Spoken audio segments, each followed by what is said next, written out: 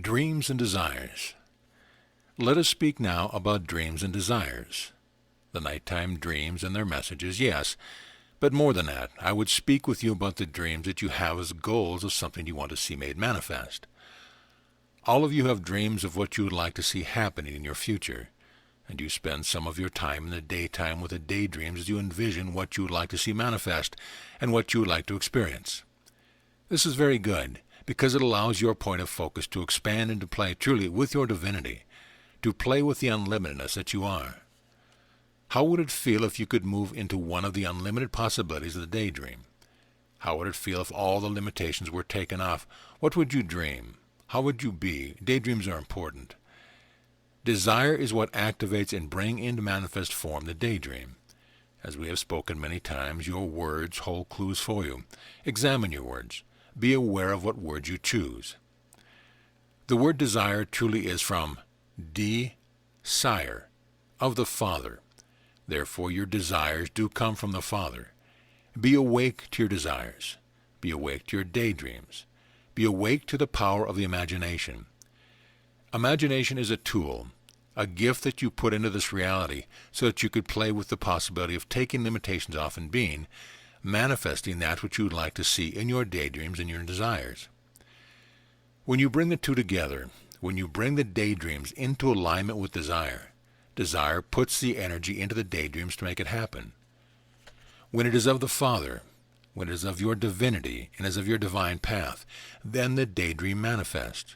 There is nothing that can hold it back. So start first with the daydream.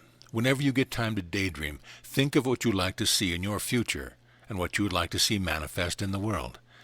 Then ask, is this in alignment with my divine self and the divine self of others? Is it of the Father?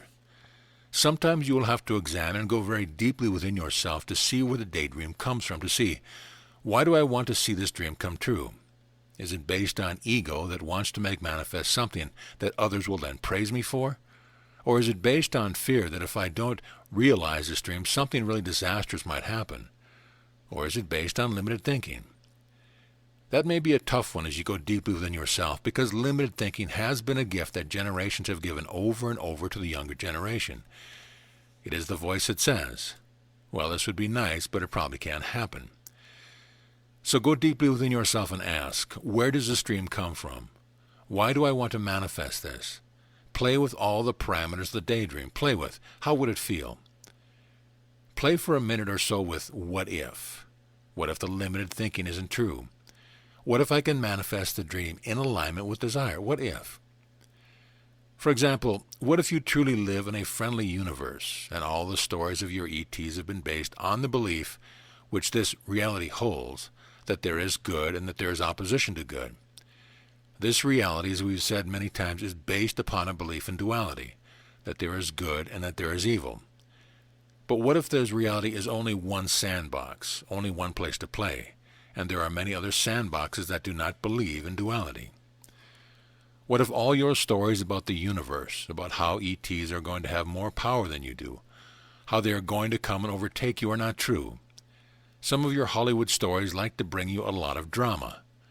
What if there is intelligence beyond this one planet? And what if that intelligence is a positive intelligence, friendly intelligence? What if it is a friendly universe? What if all the stories that you've ever been told are just that, stories? You love stories. You love drama. You love to play with the adrenaline rush. After all, it makes you feel alive. If you're in a certain place of fear or drama and the adrenaline is flowing, you know yourself to be totally alive. So when you have a dream of something you want to see made manifest, go into it deeply. What would it look like? What would it feel like? And yes, it is going to change as you play with it, because the boundaries of the dream that you are going to be is a bit fluid. You are going to think, well, it's going to have such and such qualities, and then you say, well, maybe more like, and then that suggests that you something different. The mind is going to be very busy. The imagination is going to be very busy. Then there is going to come a time when the heart will be in alignment with the mind, and you will know that the dream has come into alignment with desire. The heart will tell you that it feels right. Many of you have been brought up with teachings from the parents and from the peers and from the authoritative ones who taught, or at least gave you the impression, that they knew what was best for you. When you were small, you accepted what they gave you because you, for survival's sake, found that it was probably best to go along. However, as the years have gone by, you have said, perhaps they weren't as right as they thought they were. Perhaps I know what is best for me better than anyone else, and you do, because you are the one who is walking in your sandals. No one else, well-meaning as they may be, can tell you how it feels to walk in your sandals. No one else, even I or other ascended masters, can tell you what is best for you. But you will know it when the mind and the heart comes into alignment. When you come to the place when the dream of what you hope can be comes to the place of knowing it is. When you bring the dream of what you want to see manifest and what you want to experience into the place of understanding, I already have it, then the heart allows you to send it back to the mind to do the technical working out of what the structure is going to be. Hear me well. When you come to the realization of the fact that you already have that dream in potential, then the heart sends the message back to the mind, because the mind is the servant of the heart. How now do we make this manifest? What are the technicalities of it? What does the structure look like? What do I have to do? What is the first step? If you are asking for healing of the body, know that truly you already have it. Then allow the mind to direct you to certain facilitators, certain nutritional ways which can be in the outer helpful. But know that first of all in the heart, you already have healing of the body. It is already done. Then the mind, as I have said, will direct you with certain guidance to go and speak with certain ones, and you follow whatever they may offer to you if it feels in resonance with what would be healing for you. As you bring your dreams into alignment with the heart, into alignment where the desire of the Father knows the next step, you are going to have the most miraculous, according to the world experience. Right now you have evidence that the intelligence of the universe is making itself felt in ways that cannot be explained by present-day technology. You have the most wondrous crop circles that are being made all over our Holy Mother Earth, not by man, because men have tried to replicate and have found that it is not the same. And it is not happening just in one place, because if it were limited to one place, then your scientists would come up with an explanation for it, or at least they'd try. But it is happening all over the planet in different places, and the designs are most intricate. The designs truly are a language that evokes a remembrance, albeit seemingly far away from present-day awareness, but a language that you know. You look at them and you cannot read them, but it is the same with many of your languages in this day and time. There are many languages. Do you know how to read Russian? Do you know how to read Greek? There are many languages you look at, and there are squiggles, beautiful squiggles. Some of the Aramaic writings are beautiful squiggles, but what do they mean? So you look upon the crop circles and you say, these designs are beautiful, but I don't know what they mean. There will come a time when there will be an aha, a sort of a Rosetta Stone which will explain what the crop circle designs mean. There will be ones who will have the nighttime dreams where they get up in the morning and they have written something that does not quite make sense in the language that you are accustomed to. But in time, in the exquisite right timing, that writing is going to decode the crop circles. It is already in process. That is why I say unto you, recognize that you already have it. Any dream that you would make manifest, look around you and say, I already have it, now show it to me. That is the next question separated ego is going to say, well, okay, if I already have it and it already exists, show it to me.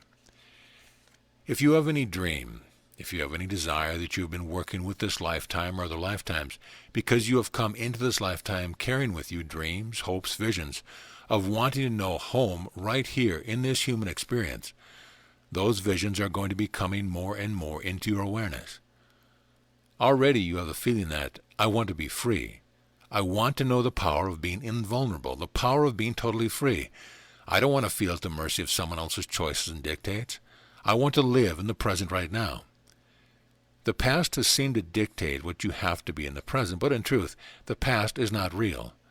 It is not with you, except as you bring it into this reality. The past, where is it? In memory only. That is why we have said to you in other times, if there have been experiences in your past that have not been loving, that have not been the kind that would allow you to feel good about yourself, you can go back and change those memories. Any experience, perhaps when you were small and you did not understand the ways of the world, and you did not understand what the parents wanted, and they were harsh, judgmental, abusive with you, you can go back to that memory, get right back into it, feel it, and then change it. Recognize, first of all, that they were not seeing you. They did not see you.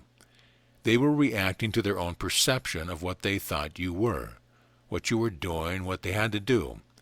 They were reacting to old perceptions that had been handed down to them by their parents, generation upon generation, and they did not truly see you. If they had seen you as the angelic being that you are, if they had seen you as the light and love that you are, the loving little one who wanted only to please, they would not have struck you. But they did not see you. Their perception was a perception molded by their experiences of what they had learned from their parents and from society at that time, of what they thought they had to do. So you can go back to the memory, and there may be many of these memories, and you can change each one with the wave of your magic wand and asking, where is the past? It is no longer existing except as I bring it into the present. That is how powerful you are. That is why you are not limited to the present. You are not limited even to what you see the future to be. You are going to make your own future by the power of changing your perception. Hear that well. You are going to make your future according to how you change your perception. That is why there is a saying in one of the books that I authored, I am determined to see things differently. I desire to see things anew. How can you see things anew? How would this be if it were different in your perception? I love that which you are because you are love itself. Nothing else exists. Separated ego will give you a lot of drama to play with. But that is what it is, a drama, a story, something to play with. It is a sand in the sandbox. You can throw the past, the drama, the hurts up in the air and allow the wind to take them away. They're gone. Always I will love you, because I know that which you are, the innocent holy child, come to play in a harsh sandbox. Allow yourself the dreams. Ask of the dream, what does this truly mean? Where is the desire in resonance with the dream? Know that you already have it and allow the exquisite right timing for the dream to be made manifest.